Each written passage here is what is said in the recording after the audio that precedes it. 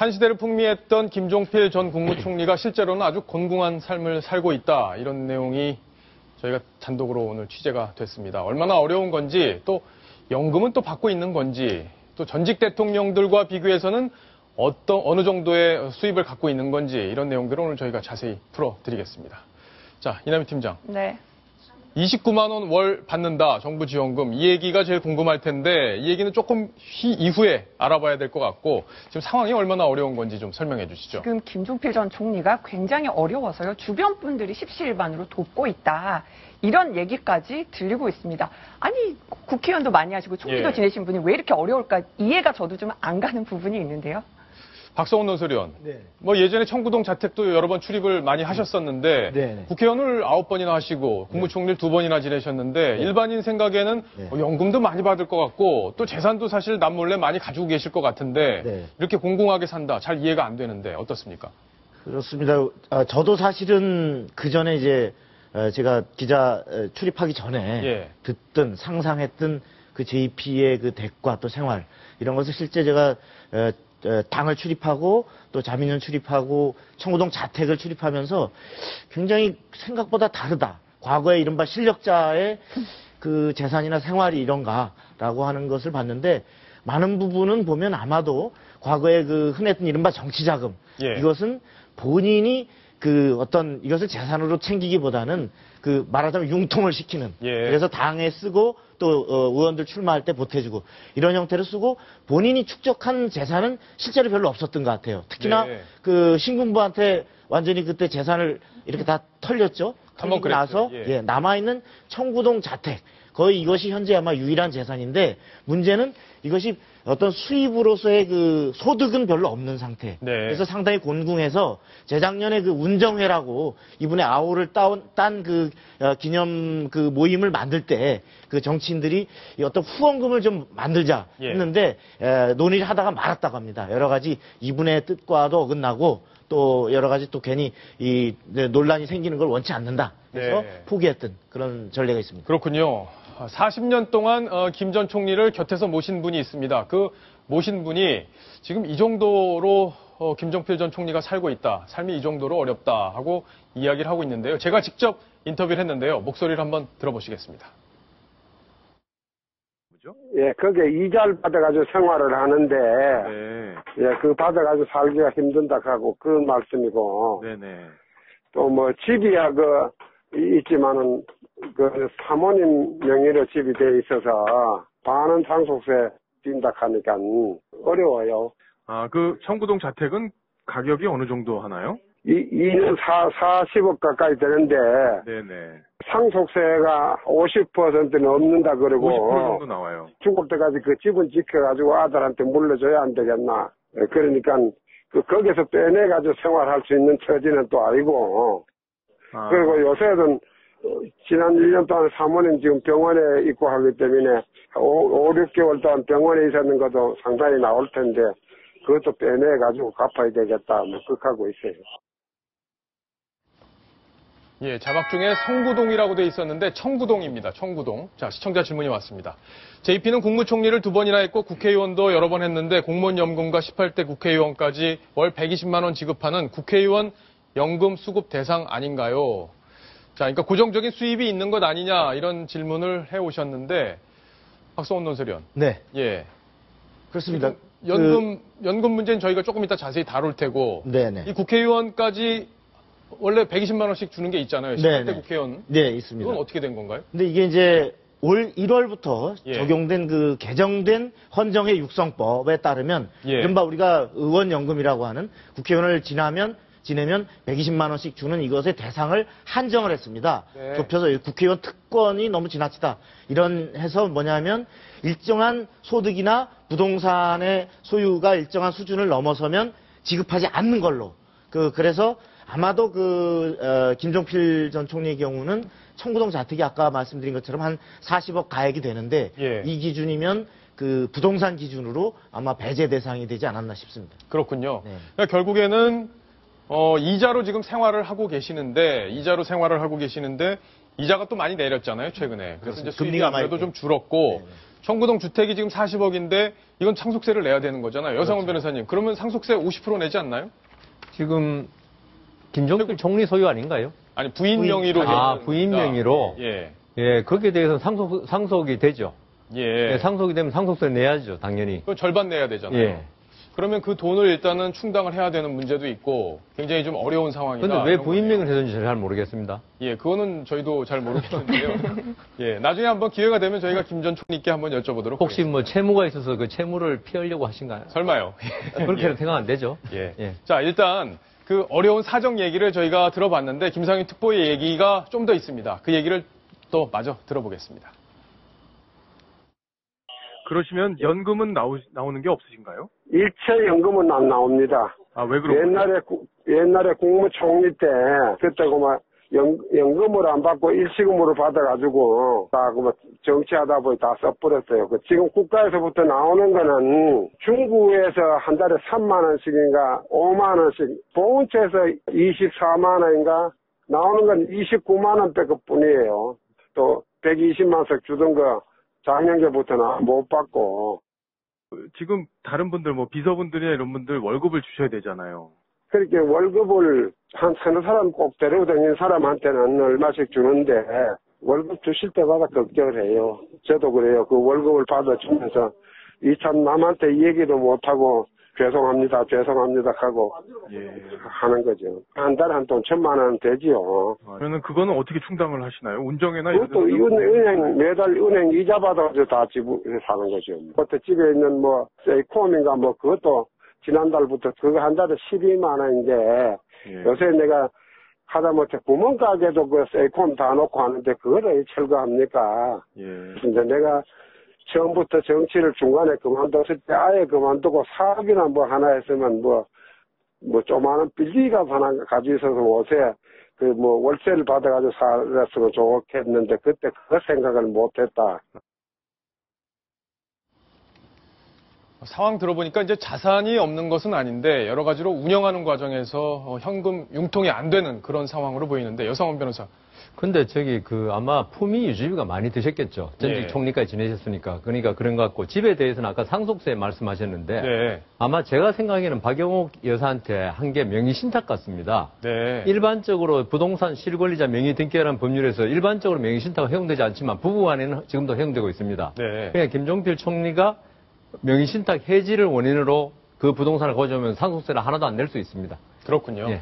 자, 이남희 팀장. 네. 지금 얘기를 쭉 들어봤는데 그중에서 제일 관심이 가는 부분이 바로 정부 지원금은 월 29만 원이다. 이 부분이에요. 결국은 국회의원 연금은 일시불로 이미 지급을 받았고 정치하면서 다 썼기 때문에 예. 연금 받는 게 없다는 겁니다. 그래서 네. 정부 지원금을 29만 원밖에 받지 못하고 있다. 이 설명이고요. 결국 비서 4분이 계신데 1,000만 원 정도 급여를 지불을 해줘야 되는데 지금 비서 월급도 지금 제대로 못 줄 만큼 어려운 상황이다. 예. 이렇게 지금 설명을 하고 있는 겁니다. 경비업체 비용, 이 사설 경비업체 요즘 뭐 웬만한 데서는 다들 쓰고 있는 네.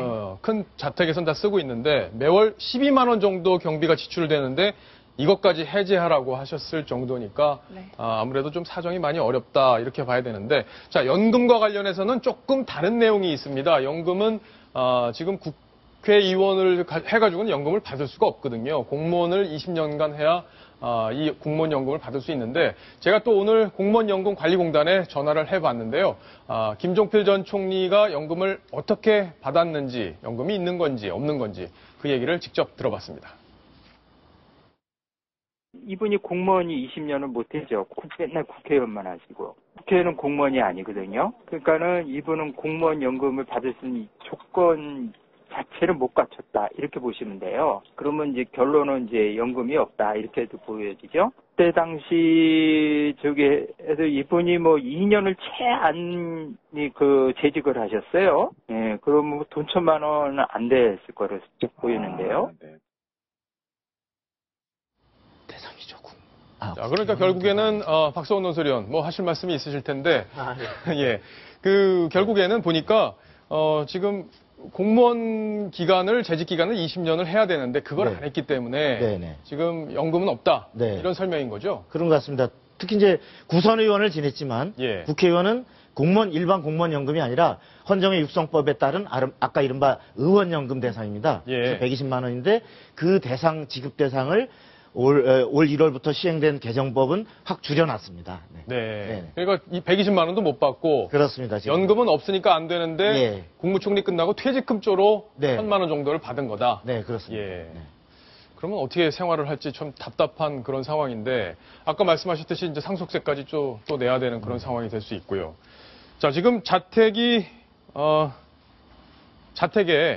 여기 보니까 그런 내용이 있는데 자택에 좀 귀한 물건들이 많다 이런 네. 얘기들이 있습니다. 아까 뭐 여상원 변호사도 네. 잠깐 저희 프로그램 전에 뭐 금송아지 같은 게 있다는 소문이 있었는데 유명한 그림이 있다는 소문이 있던데 뭐 이런 말씀들을 우리가 나눴었거든요. 실제로 그런 것들이 집에 있다 이런 얘기가 있습니까? 네, 있고, 저도 사실 뭐 내실 집수기 들어가 보지는 않았고요. 예. 저도 청구동 출입할 때 이제 말하자면 문간방에 있다가 총리가 이제 기침하고 또 이렇게 의관 정지하면 예. 들어가서 이제 말하자면 응접실에서 뵌 건데 거기에 보면 뭐 나름 좋아 보이는 그림들은 좀 있습니다. 그러나 그렇게 뭐 고가로 보이는 뭐 제가 전문가 아니라서 잘 모르겠습니다만 예. 그렇지만 어쨌거나 과거에 박정희 대통령 때부터 총리를 또 지냈고 당의장을 지냈고 또 당대표를 지내면서 여러 나라의 각국의 정상급 또 정치인들로부터 예. 특히 한일의원연맹 뭐 이런 걸 오래 하면서 받은 귀중한 물품들이 나름대로는 요소요소에 있는데 이게 지금 제대로 막 관리가 안 되고 네. 또 본인도 편찮으시고 또 이제 부인까지 저래서 이게 여기저기 막 섞여 있고 제대로 네, 어떤 정비가 제대로 안 돼 있는 정비가 안 돼 상황이군요. 있고 값어치로서의 기능을 못 하고 있다 그럽니다. 예. 김종필 전 총리가 얼마 전에 후배 정치인들에게 이런 말을 했었죠. 국민을 위해서 어떤 나무를 가꾸어서 열매가 생기면 그 국민들이 갖는 것이고 정치인들이 그 열매를 가지려고 해서는 안 된다. 이렇게 말을 한 말이 지금 떠오르고 예. 그래서 아마 그런 정치인으로서의 마지막 가는 길 국민들을 위해서 모든 걸 주고 본인은 그냥 빈손으로 간다. 이런 걸 실천한 건 아닌가라는 생각도 들고요. 또 한 가지 좀 재밌는 건데 직접적으로 관계는 없습니다만 공공연스럽게도 김종필 전 총리를 부정축제 대상자로 해갖고서는 굉장히 몰고 갔던 전두환 전 대통령이 예. 통장에 딱 29만 원 있었다고 그랬는데 예. 아이러니컬하게 또 김종필 전 공교롭게도. 총리가 예. 연금으로 받는 게 또 29만 원이에요. 그리고 이 두 사람이 참 29만 원의 인연으로 악연으로 좀 얽혀 있지 않나 그 생각을 또 개인적으로 좀 잠깐 해봤습니다. 예. 네. 황수롱 차장 아주 날카로운 부분을 짚어줬습니다. 29만 원 연금은 아니지만 이제 그렇죠. 보훈처에서 24만 원, 종로구청에서 5만 원을 주고 있다 이런 얘기인데 자 우리가 한번 비교를 해봐야 되겠습니다. 전직 대통령들 김종필 전 총리는 전직 대통령은 아니지만 그 정도의 정치적 위상을 갖고 있었던 분이기 때문에 한번 비교를 해볼 필요가 있는데 아마 궁금하실 겁니다. 전직 대통령들 얼마나 받는지 지금부터 저희가 자세히 한번 소개를 해드리겠습니다. 근데 오늘 한 조문객이 김종필 전 총리에 대해서 대통령 되는 거 빼놓고 모든 걸 잘하는 분이다. 네. 이런 얘기를 하기도 했는데요. 그렇다면 그랬군요. 김 전 총리가 못 해본 전직 대통령들 연금 얼마나 받는지 소개를 해드리겠습니다. 일단은 김영삼 전 대통령 그리고 이명박 전 대통령이 바로 지금 연금을 받고 있는데 네. 지금 연금이 한 1,300만 원에서 1,400만 원 정도 됩니다. 이건 순수 연금만 계산한 네. 거죠? 근데 여기에 이제 뭐 각종 경비들 있고요. 또 예. 뭐 이렇게 경비를 하거나 이런 것들이 있기 때문에 이것까지 총 포함하면은 한 3천여만 원 정도 된다. 이렇게 추산이 됩니다. 그러니까 현금으로 한 3천만 원씩 네. 매달 받는다. 근데 이제 정직 대통령 예우법에 따르면은요. 예. 지금 현 대통령이 받는 연봉의 약 95%를 지급을 하고 있습니다. 95%를. 네. 그러니까 굉장히 많이 받는 거네요. 김대중 전 대통령도 퇴직 직후에는 이제 1,088만 원이었는데 네. 지금 대통령 연봉도 계속 오르고 있잖아요. 지금 약 20% 정도 올랐다. 이렇게 말씀드릴 수가 있습니다. 예. 자, 그렇다면 전직 대통령들 중에 받는 분들은 이분 두 분일 테고 못 받는 분들도 있죠. 못 받는 분들이 또 있나 보네요. 그분들은 어떤 분인지 한번 바로 보겠습니다. 금고형 이상을 받아서 예. 연금을 받을 자격이 없는 두 사람입니다. 아니 근데 바로- 그거는 네. 정답을 미리 말씀하셔서 재미가 좀 아, 없는데 네. 자, 이분들은 얼마 받을까요? 지금부터 다시 하겠습니다. 이분들은 영원입니다. 하지만은요, 금고 이상, 그러니까 1997년에 전두환 전 대통령은 무기징역을 선고받았고, 예. 또 노태우 전 대통령의 경우는 17년 징역형을 선고받았었죠. 금고 이상 형이 확정된 사람한테는 그 연금이 지급되지 않지만 답을 미리 알려드렸는데요. 예. 하지만 경우에 따른 그 최소한의 지원은 있는 것 그렇군요. 있습니다. 예. 네. 그러니까 자택 주변에 가보면 이제 경비 인력들이 좀 있고 연희동에 주로 많이 쫙 깔려 있죠. 예. 네. 그분들에 대한 비용은 국가에서 이제 부담을 하고 네. 있다. 이렇게 정리를 할 수 있겠고요. 자, 궁금한 게 또 하나 있습니다. 미망인이 된 영부인들 있잖아요. 네. 그분들은 어떻게 되는 건가요? 바로 고 김대중 대통령의 부인 이희호 여사와 고 노무현 전 대통령의 부인 권양숙 여사인데요. 예. 그 전직 대통령만큼은 아닙니다. 매달 800만 원에서 900만 원 정도의 연금을 받고 있는데요. 그렇군요. 결국은 그 대통령 배우자의 경우는 그 대통령 연봉의 한 70% 정도를 지금 지급받는다. 이렇게 70%. 70%. 예. 95%, 70% 이렇게. 예. 그러니까 800만 원에서 900만 원 정도를 받고 계시다. 이렇게 볼 수 있겠네요. 여상원 변호사님. 그러면 사실 JP가 이번에 굉장히 어려운 얘기 사실 국민들이 잘 몰랐습니다. 예. 좀 이렇게 뭐 자산이 많이 있긴 하지만 예. 이제 그 정도 정치 인생을 살아오신 분치고는 상당히 어려운 상황이 돼 있는 거잖아요. 예. 근데 부의금을 안 받았어요. 예. 그래서 박지만 회장 같은 경우에는 내 거는 꼭 받아달라 이렇게까지 얘기를 했잖아요. 좀 받았으면은 좀 넉넉하지 않았을까요? 어떻습니까? 글쎄 그 빈소에 예. 부의금 사절이라는 문구를 적어 놨다고 그러십니다. 예. 그래서 저희들이 뭐 지금 궁금해하는 건 박지만 회장은 사업을 하시는 분이니까 과연 부의금을 얼마 넣었을까 상당히 궁금하고, 그다음 박근혜 대통령은 과연 또 부의금을 냈을까? 예. 그러니까 제가 그 어디에서 이야기를 했는데 박지만 회장은 뭐 사업하시는 분이니까 돈이 많으니까 받았을 거고 박근혜 대통령은 봉급쟁이니까 예. 안 받았을 거 아니겠는가 이렇게 추측했는데 예. 그래도 저는 그 김종필 전 총리께서 안 받으신 게 뭐 생활은 어렵다 하더라도 참 잘하신 걸로 보이는 게요. 요새 그 고위공직자들, 물론 김종필 전 총리 지금 현직은 아니지만은 고위공직자들이 자녀의 혼사라든가 이런 그 상가, 그 장례식에서 돈 받는 게 사실은 전부 다 이게 어떤 불법으로 이어질 염려가 있거든요. 그렇죠. 그런 데서 김종필 전 총리께서 이렇게 어려우면서도 이 부의금을 거절하고 어떤 좋은 모습을 보여준 게 지금 현재의 고위공직자나 예. 정치인들에게 좋은 모범을 보여주신 게 아닌가. 그러네요. 아까 누가 말씀하시지 않습니까? 정치인 허업이라고. 네. 예, 황승우 차장이 얘기했어요. 예. 예. 그런 면에서 김종필 전 총리께서 마지막까지 좋은 모습을 보여주신 게 참 예. 아름다워 보입니다. 박성훈 논설위원 보기엔 네. 어땠습니까? 그렇습니다.